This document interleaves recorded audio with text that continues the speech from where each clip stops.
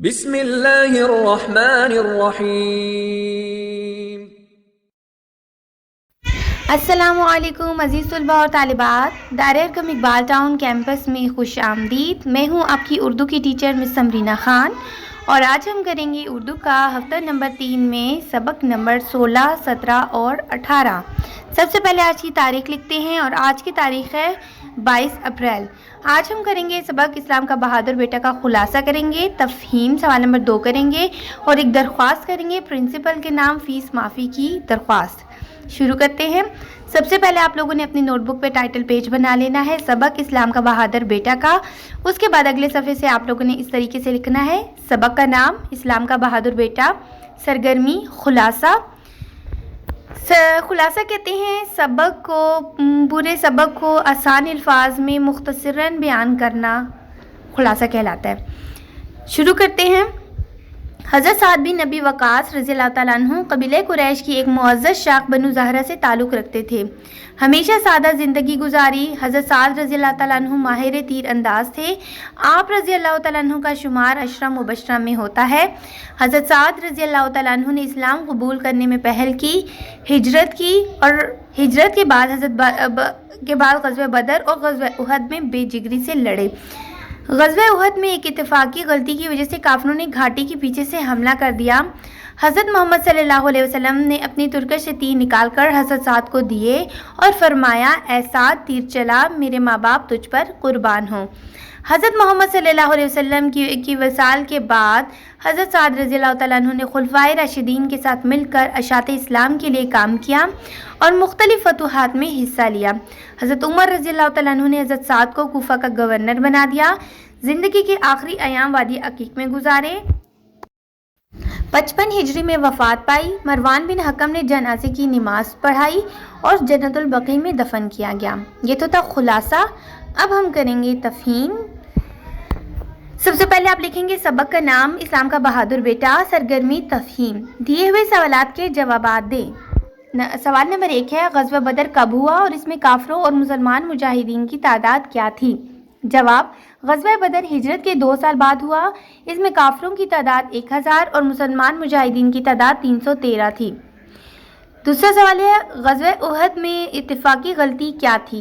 جواب، غزوہ احد میں اتفاقی غلطی یہ تھی کہ 50 تیر اندازوں کو قریبی پہاڑی پر نبی صلی اللہ علیہ وسلم نے کھڑا کیا کہ کفار وہاں پیچھے سے حملہ نہ کر دیں۔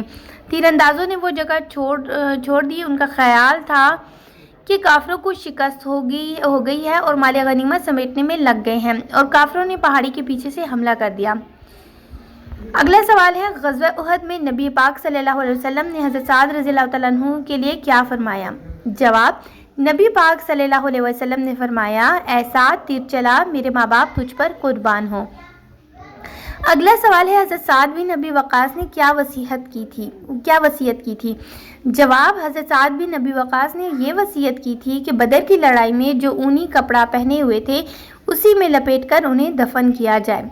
اگلا سوال ہے، حضرت سعد بن نبی وقاص کی نماز جنازہ کا واقعہ لکھیں۔ جواب، حضرت سعد رضی اللہ تعالیٰ عنہ کی وفات کے وقت حضرت عائشہ اور حضرت سلمہ حیات تھیں، یعنی زندہ تھیں۔ انہوں نے خواہش کی کہ رسول پاک صلی اللہ علیہ وسلم پر جان چھڑکنے والے صحابی کا جنازہ مسجد نبوی میں لایا جائے تاکہ وہ بھی حجوں میں جنازے کی نماز پڑھ سکے۔ بیٹا یہ ہے تفہیم، اس کے کچھ سوالات ہیں، یہ بھی اسی طریقے سے خوبصورت لکھائی میں آپ لوگوں نے لکھنے ہیں۔ اس کو مکمل کرتے ہیں تاکہ وہ بھی حجروں میں جنازے کی نماز پڑھ سکیں۔ مدینے کے حاکم مروان بن حکم نے امت کی ماؤں کے حجروں کے سامنے نماز جنازہ پڑھائی اور اسلام کے بہادر بیٹے کو جنت البقیع میں دفن کیا گیا۔ اگلا سوال ہے، نبی پاک صلی اللہ علیہ وسلم کے جانثاروں کے بارے میں آپ کیا جانتے ہیں؟ ایک نوٹ لکھیں۔ جواب، نبی صلی اللہ علیہ وسلم کے جانثار ساتھی ہر وقت نبی صلی اللہ علیہ وسلم پہ اپنی جان قربان کرنے کے لیے تیار رہتے، نبی صلی اللہ علیہ وسلم کے ہر حکم کی تعمیل کرتے اور اشاعت اسلام کے لیے ہر طرح کی تکلیف اور اذیت سہنے کے لیے ہم وقت تیار رہتے تھے۔ یہ تو ہم نے کر لیا خلاصہ اور تفہیم۔ اس کو آپ لوگوں نے اپنی نوٹ بک پہ ٹائٹل پیج بنانے کے بعد لکھنا ہے اور بہت خوبصورت لکھائی میں لکھنا ہے اور یاد بھی کرنا ہے۔ اب ہم کریں گے درخواست، پرنسپل کے نام فیس معافی کی درخواست لکھیں۔ سب سے پہلی لائن جو ہوتی ہے وہ ہم لکھتے ہیں شروع سے ہی، لائن کے بالکل جہاں سے لائن شروع ہوتی ہے وہاں سے آپ لوگوں نے لکھنا ہے۔ بخدمت جناب پرنسپل صاحبہ، Dar Arqam school, Iqbal town campus, Rawalpindi. اس کے بعد آپ نے دوسری اس کی بالکل نیچے والی لائن کے درمیانی حصے میں آپ لوگوں نے لکھنا ہے جناب عالیہ۔ اگر پرنسپل عورت ہے تو آپ نے عالیہ لکھنا ہے، اگر پرنسپل آدمی ہے تو آپ نے عالی لکھنا ہے، ٹھیک ہے۔